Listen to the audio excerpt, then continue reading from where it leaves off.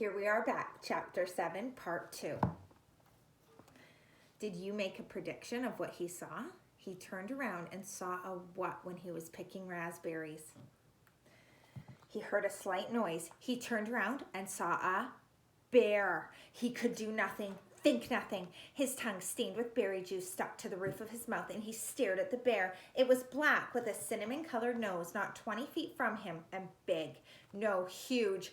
It was all black fur and huge. He had seen one in the zoo in the city once, a black bear, but it had been from India or somewhere. This one was wild and much bigger than the one in the zoo, and it was right there in front of him, right there. The sun caught the ends of the hairs along his back, shining black and silky. The bear stood on its hind legs, half up, and studied Brian. Just studied him, then lowered itself and moved slowly to the left, eating berries as it rolled along, moving delicately its mouth to lift each berry from the stem. And in seconds, it was gone. Gone.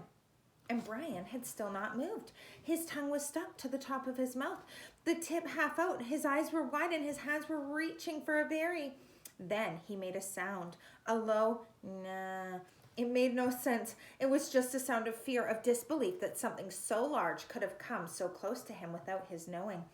It just walked up to him, and it could have eaten him, and it could have done nothing. And when the sound was half done, a thing happened with his legs, a thing he had nothing to do with, and they were running in the opposite direction from the bear, back towards his shelter that he now called home. He would have run all the way in panic, but after he had gone perhaps 50 yards, his brain took over and slowed and finally stopped him. If the bear had wanted you, his brain said, he would have taken you. It is something to understand, he thought, not something to run away from. The bear was eating berries, not people. The bear made no move to hurt you, to threaten you. It stood to study you, then went on its way eating berries. It was a big bear, but it did not want you.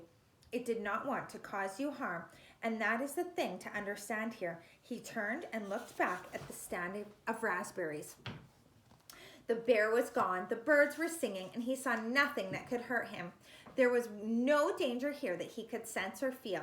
In the city at night, there was sometimes danger. You could not be in a park at night after dark because of the danger. But here, the bear had looked at him and had moved on. This filled his thoughts.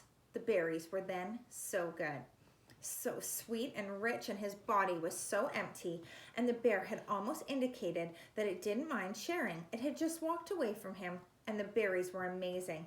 And he thought finally, if he did not go back and get the berries, he would have to eat all the gut cherries again tonight. That convinced him, and he walked slowly back to the raspberry patch and continued picking for the entire morning, although with great caution. And once, when a squirrel rustled some pine needles at the base of the tree, he nearly jumped out of his skin.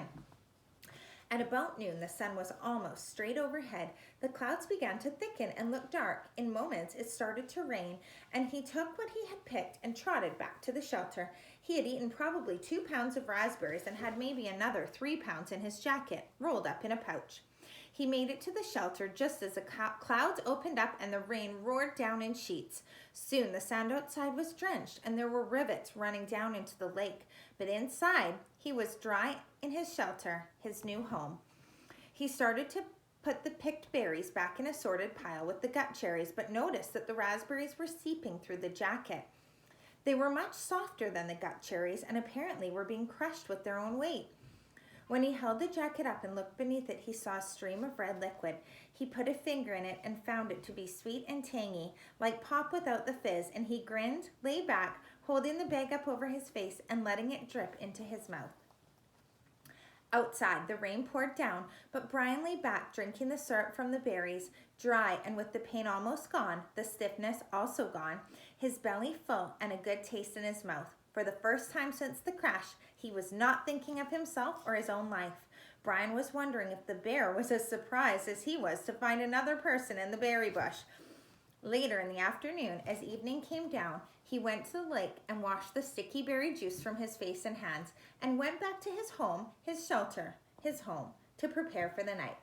When he accepted and understood that the bear did not want to hurt him, it was still much in his thoughts, and as darkness came into the shelter, he took his hatchet out of his belt and put it by his head, his hand on the handle, as the day caught up with him, and he began to sleep. And that is the end of Chapter 7, Part 2.